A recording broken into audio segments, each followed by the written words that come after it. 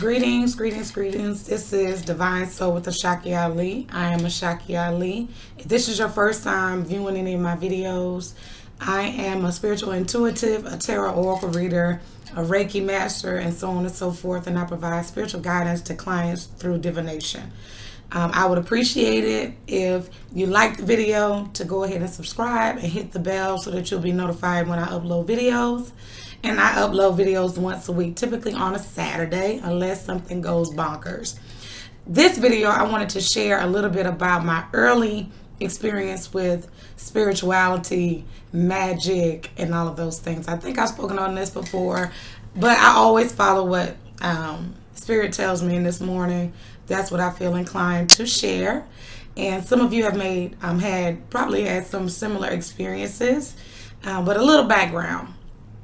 First of all, I'm the daughter of a pastor. My father passed away in 1995. He was killed in an accident at his job. He was in construction. And however, he didn't raise me. I was raised primarily by my grandparents, though I had a mother, a stepfather, a baby brother. And my family was super religious. My grandmother had a more spiritual, religious stance. She was pretty free about how she worshiped and the things that she did. She certainly dabbled in magic and herbalism and all of these things, as I'm an herbalist also. Anyway, my great-grandmother was my Sunday school teacher. And I remember her speaking about Adam and Eve and Cain and Abel. Now, in the Bible, it teaches you, or it says, that Cain left and went to the land of Nod. And in the land of Nod, he got married, he had children, blah, blah, blah, blah, blah, right? You can look it up. My question was, if Adam and Eve were the first man and woman, and they gave birth to Cain and Abel, okay, when Cain killed Abel, he was cast out, right? Sent to the land of Nod. Where did the wife come from that he married and had children from? If Adam and Eve were the only people, and they were the first people, and they'd only had those two boys, where did the wife come from? I was immediately punished for my questions, though no one ever answered them, and admonished for my questions. So that was the earliest memory I have of going against the grain, being rebellious.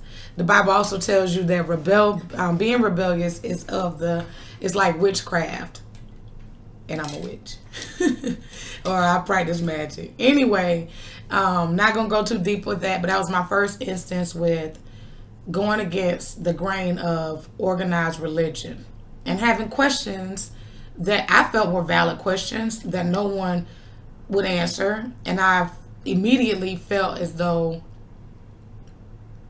well, I was told I was wrong, first of all, and I was sinning and all these things.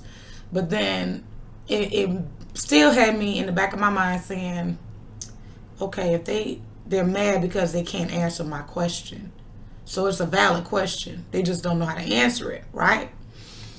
So on and so forth. I still had these questions, and I would be punished. My great-grandmother would pinch me in church, box your ears,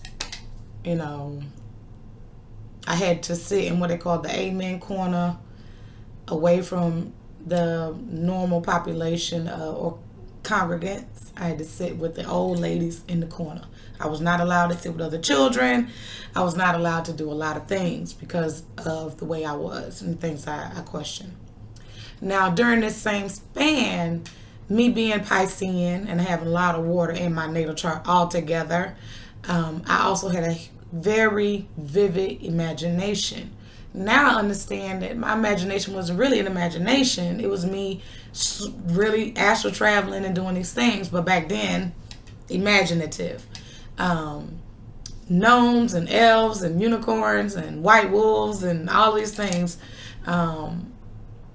were creatures that I interacted with. The fairies, the fae, I was into all of those things, but I didn't share them with people because I was admonished. Again, oh, you're in this dream world, you need to come back to reality, so on and so forth. I really, to be honest with you, I really did try to be a good Christian. I left the church. Well, I didn't leave the church, but my upbringing was quite dysfunctional. So that my parent wasn't going to church, neither was I. A lot of substance abuse issues and things. So we weren't really going to church regularly, right? Then my little brother became seriously ill, gravely ill. I lost my father, and then 2 weeks later, my brother passed away, right? At that time, my mother chose to go back to the church, but not to a Baptist church. We were raised in a missionary Baptist setting. She went to the AME church, African Methodist Episcopal Church. Okay, a little bit more free. Still questions. At this time, I was in the street selling drugs and drinking and smoking weed, all those things that, I was very young and I was very involved with drugs. The selling of it, I wanted money. I didn't care about school. I really didn't care about my future at this point. I was hurt from losing my dad and my brother. Didn't know where to put that emotion and had nobody to support me through it. And then I had to move from where I was living to another city, and I didn't know anybody. So, I'm new girl, having to start all over, and I started rebelling. But then what happened was I was with a boyfriend, and people were shooting at us in the car. I was in Crown Heights, Brooklyn, New York. Started shooting at the car. I was afraid. Broke up with him. And then I began to dream that I was being killed. But I had a haint riding me. I don't know if you know what a haint is. People call it sleep paralysis. But a haint or haints are real. These are not soulless, but these are spirits that have not crossed over. Some of them are very evil, and they're looking for energy, and they will attach themselves to people that are weakened. Now, me being so light-filled and having this mantle on my life, not knowing it though, really, and not really having anybody to guide me through it, the haint started riding me. To the point that I had physical scratches on my body. To the point that I was afraid to go to sleep. I would stay up all night because as soon as I went to sleep, I was attacked by the haints. So I started going back to church again. I told my grandmother. I went to see my grandmother. And I was high when I went to see her or whatever. I had been smoking weed. And I remember my grandmother saying, "They riding the hell out you, ain't they?" Now, mind you, my grandmother had a gift of sight also. And she dreamed. And so you didn't have to really tell her much. She just knew things. So anyway, I never told her that the haints were riding me. And I didn't ask her to help me. But she took one look at me and she already knew when I got there. She was like, "Yeah, you smoking dope." Now, my grandmother, peace be upon her spirit, she walks with me everywhere. Anything that was not a cigarette was dope. I don't care if it's marijuana, whatever. It's dope. So she was like, "You smoking dope. And them haints are riding you. It's not going to get any better till you get yourself together. Because you're full of hell." Meaning that I was out of balance. And that I was, allowing low vibrations to dictate my movements. It had taken over my life, really. So my grandmother prayed for me. And told me, said, "Put the Bible under your bed. Under your pillow." That really didn't help. I went back to church, but what I really did, in retrospect, what I realized what I did is I just stopped all the nonsense that I had involved myself in. I focused back on school. I'm an honor student, and I was bringing home terrible grades. I wasn't applying myself. I really wasn't even trying. The work wasn't difficult. I just didn't care. I just was not concerned about school. I didn't care because I'd been taken from the school. I had plans. I want to go to Howard University and major in medicine. I had plans. And all of those things were taken when my parent decided, "Oh, we're moving." So, trying to start over, I just didn't feel the need or the desire to start over. I was really hopeless and I had given up. But then one day I got up and I was like, "Yo, You 15 years old. You're going down this terrible path. If you don't get it together now, you're going to lose your life. The police were already watching me. Matter of fact, one of them was my stepfather's cousin, and one night I had made a sale. He saw me. He could have arrested me right then, but he didn't, because of the simple fact he knew who I was. I was his cousin's stepdaughter. He was like, yo, you need to go home. Get out of the street. So I stopped hanging out, focused back on school, passed the ninth grade, barely, with like C's, all C's. I don't even know how I got a C in algebra, because I was just like, whatever. I think the only A that I had, I might have had one B. I think the only A that I ended up with was in French. I enjoyed French. Comment allez-vous? Anyway, I decided, enough is enough. Well, get to the end of that year, guess what? We're moving again. So I decided I wouldn't sell crack cocaine anymore. I'd sell marijuana. So when we moved to our new city, I was selling a little marijuana, putting money up. And that's a part of it. At this time, I was so disconnected to my own spirituality. I wasn't rebelling as far as hanging out, but at this time I started rebelling as far as becoming over sexualized. Let's just put it on out there. I wasn't getting attention, so I was like, well, I have all these guys that like me. Let me just focus on my looks. I'm gonna sell this weed, and I'm gonna, do like that. All right, I ended up getting pregnant. Probably 6 months after I moved to my new city. So when I got pregnant with my oldest son, that caused me to shift my mindset. I knew that I could not move in the way that I had been moving, because I had this boy this son coming. And I always knew I was having a boy. From the beginning. Anyway, his father was not involved, didn't have nothing to do with me. That was fine. But home was still very dysfunctional. Had my son, focused on him. I was just all focused on him and trying to make a better life for he and I. I decided to move out when I was 17 years old. Still disconnected from spirit. I was kind of going back and forth with church, but that wasn't really feeding my spirit. I was just going through the motions. Again, I didn't have anybody to kind of guide me and tell me that there's another way, there's other things that you can involve yourself in. I just was really like a little, those little buoys out in the ocean, just kind of bobbling around. That's what I was doing. So I just focused on my son and school and trying to pay the rent. So I was still selling weed a little bit. I did end up getting a job at a side store, a little corner store, like a bodega. And I was paid under the table, meaning that I didn't receive paychecks. I received my money in cash. And I preferred that. They helped me pay my daycare, pay my rent, whatever.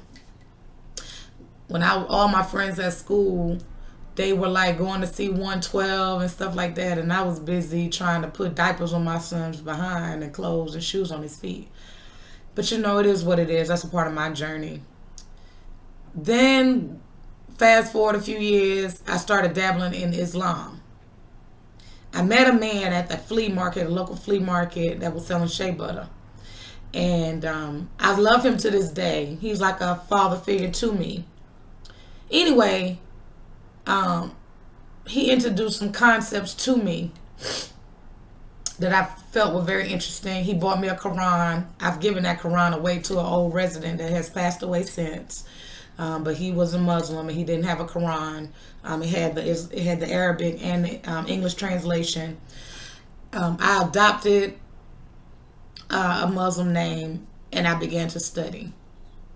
But then some things about that religion turned me off. I would go to the masjid on Friday nights. I would cover my head. I would do everything. But it still wasn't right. And I felt confined and constrained even with that. So Aisha was my adopted name. She kind of went to the side. I started back partying again, whatever, what have you, blah, blah, blah. So keep going forward in my life. I would go in and out of church.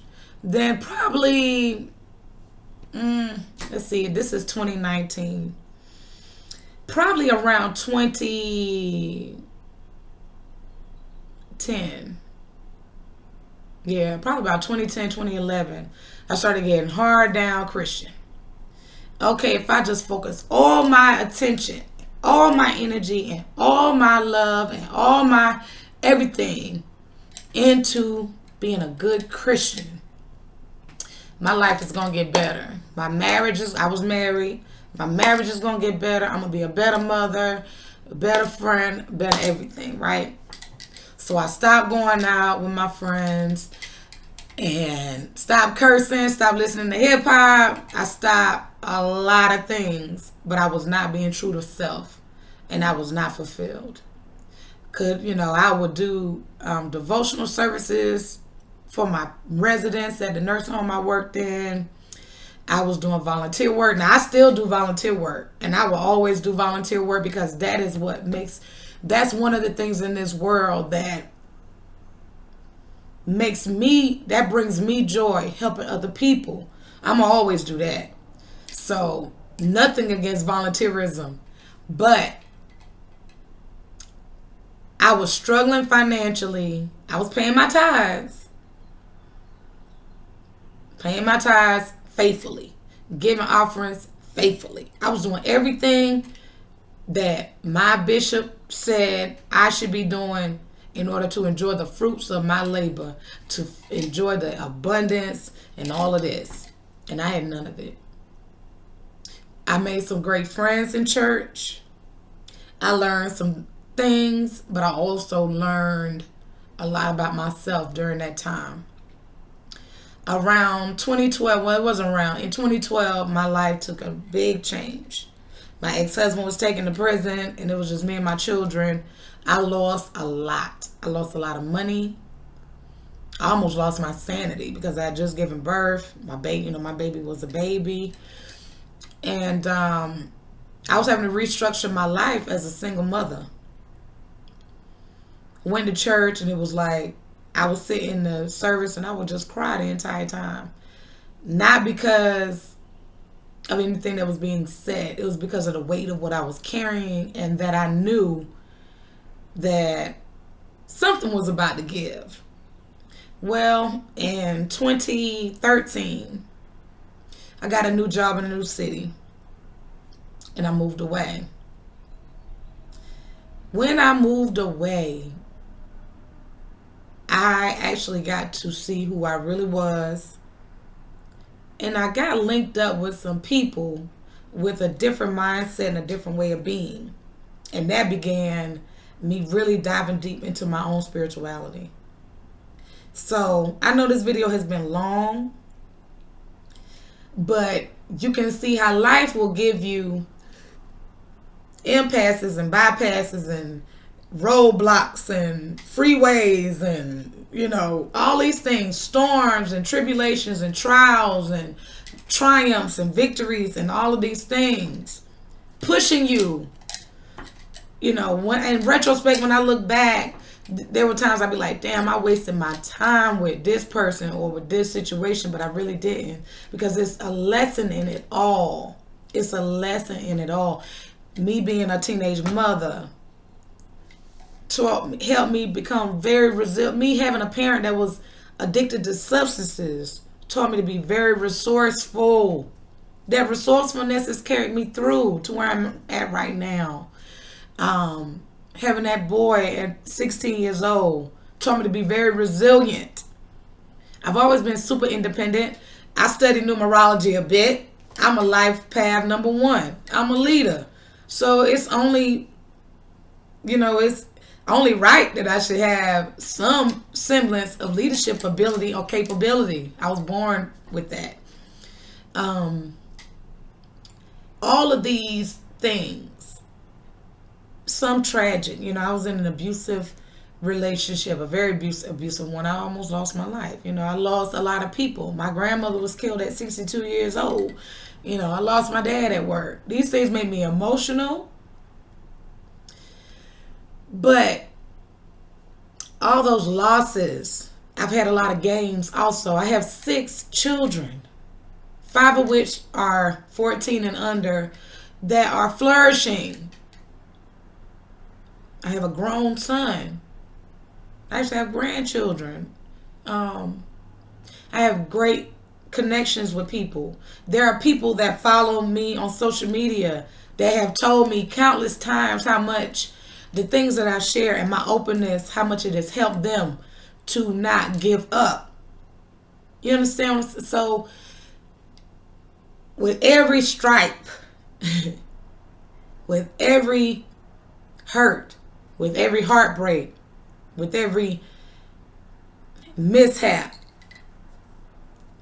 there comes some joy behind it. I wouldn't be who I am right now had I not gone through all those things. I wouldn't be able to pour into other people had I not gone through all those things. Now, I've gotten to a point in my life where I do have to learn, I've had to learn to pour into myself more. I've always been giving to other people. But I share my spiritual journey with other people because a lot of, I'm being what I wish I would have had along the way. At 5 years old, I found a little wax doll that I called my little voodoo doll. My stepfather was super abusive. And I remember taking that doll and locking that doll up. And he went to jail the next day. I was manifesting at an early age. All of us are. All of us are doing, whether you believe or you don't. But we have to come to a realization that, we are co-creating with the universe all the time. And we all have a blueprint over our life and a path. And everything, people say, I've been through so much. So have a lot of other people.